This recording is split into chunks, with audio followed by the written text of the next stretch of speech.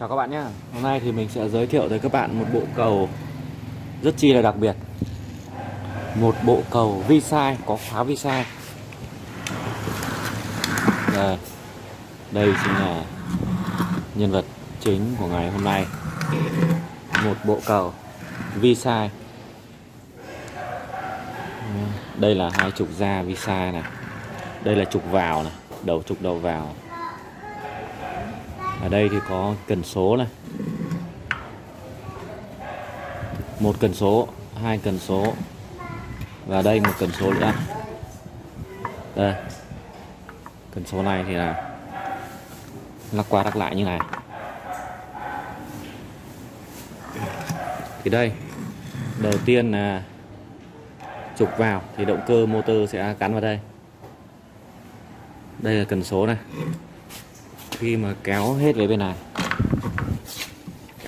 này, thì nó là thì là số re, số lùi nhá. Ví dụ động cơ xe máy nó sẽ quay như thế này, theo chiều kim đồng hồ như này.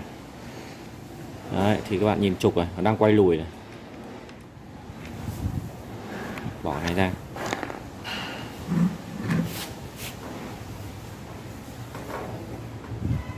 Này quay tiến đấy. Cái trục này là quay lùi lại đằng sau. Và trục bên kia cũng thế. Đẩy thêm một số nữa.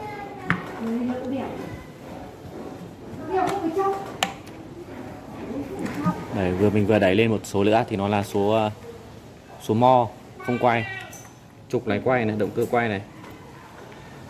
Nhưng hai trục đằng sau không quay, đứng nghiêng. Tiếp theo mình sẽ sang thêm một số nữa.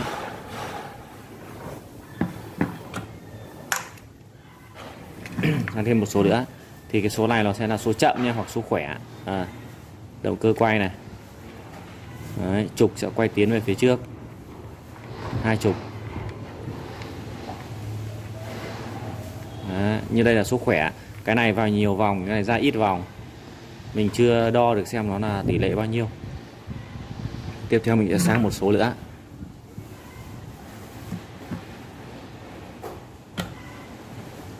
Thì số này nó sẽ là số mo này, không quay này. Hay có số mo không quay này. Tiếp theo một số nữa. Thì nó là số nhanh nhá. Mình thấy là cái này mình quay 1-2 vòng, nhưng cái này quay mình thấy quay nhanh hơn này. Đấy. Thì đây là số nhanh này. Tiếp theo đây mới là cái số đặc biệt.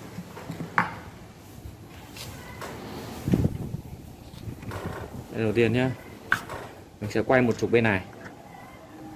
Đấy, thì ví dụ mình quay trục này như này thì mình nhìn thấy trục bên kia nó quay ngược lại, vi sai mà. Trục bên này quay theo chiều này thì trục bên kia sẽ quay theo chiều kia. Đấy. Đấy. Đấy. Đấy.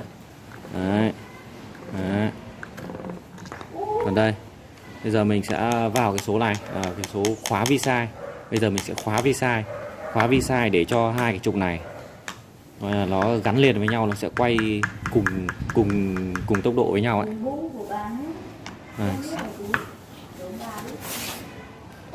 Đấy, bây giờ mình sẽ kéo cái cần này xuống đây. Và mình sẽ quay lại cái trục này.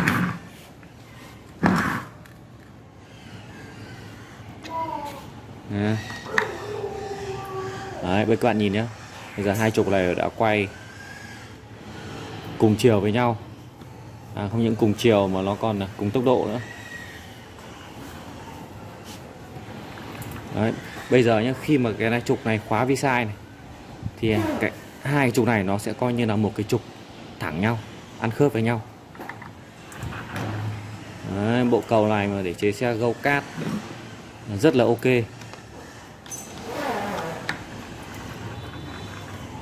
Bộ cầu này nó hơi chậm một tí thì các bạn phải dùng các động cơ 2 thì ấy, tức là dùng những động cơ mà có tốc cao ấy, thì chạy con này sẽ bình thường mà sẽ rất là khỏe. Con này nó vừa có số tiến lùi này, số lùi này, số tiến này, số mo này, rồi số để khóa vi sai này.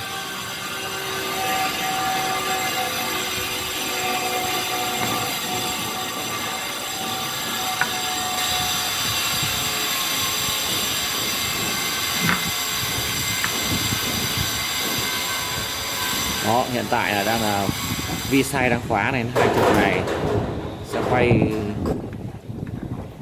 cùng nhau, cùng tốc độ, cùng chiều mà không bên nào bị dừng lại.